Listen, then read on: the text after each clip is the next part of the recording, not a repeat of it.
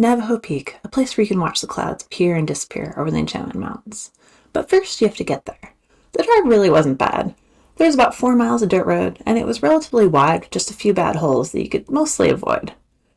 There was a paid first-come campground right near the turnoff, and a few RVs camped in little free nooks along the way. You'll want to download offline directions or bring a map, because there are a few forks in this road. This one starts out in the forest, but this is about as much shade as you get. Our little guy is a machine, but he's about 9 now, and this is a lot of mileage even for him. So we put him in the pack for the first mile and a half, while the grade is nice and mild, to make sure he didn't burn out before the top, where it gets brutally steep. He wasn't terribly pleased, but he tolerated.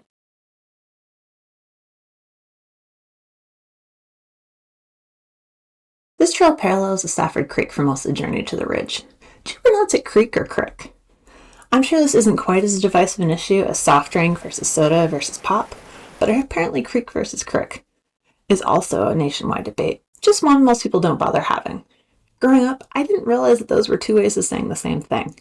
My grandparents called the man-made drainage out behind their place a crick, and I thought that was a different term than the creeks out in the woods. So, by that logic, this one firmly meets my conditions for being a creek.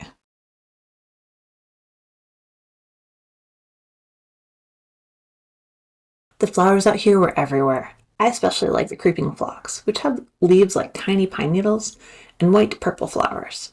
They seem to spring up in the most improbable places, like out of cracks in rocks. They cascade down slopes, and it's hard to tell if they're purposely exploring or just hanging out and sunbathing. Some may go dry later in the season, but in June there were lots of little ribbons of water making their way across the trail, usually at least 1 per mile, until just below the ridge.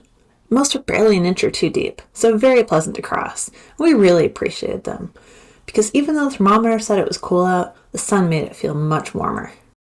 They say the sun has 15 degrees or so, and I definitely believe it. I could see this being a really brutal hike on a hot day.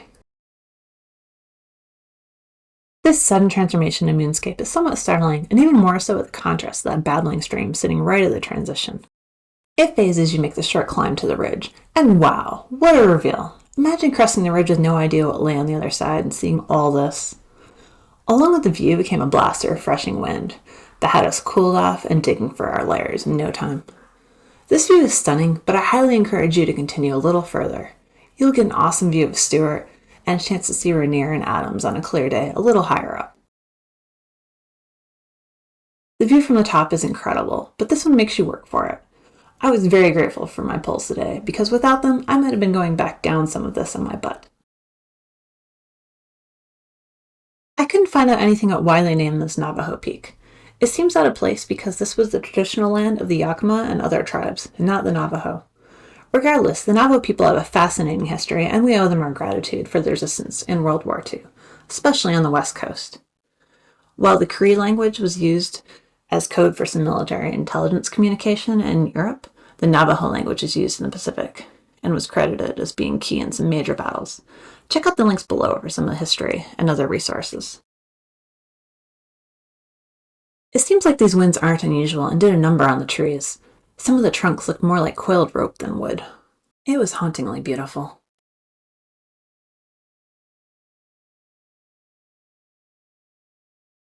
Thank you for joining us on this adventure. There are hiking resources below and information on free ways to help support this channel. The easiest is liking and subscribing. Thank you. Happy exploring.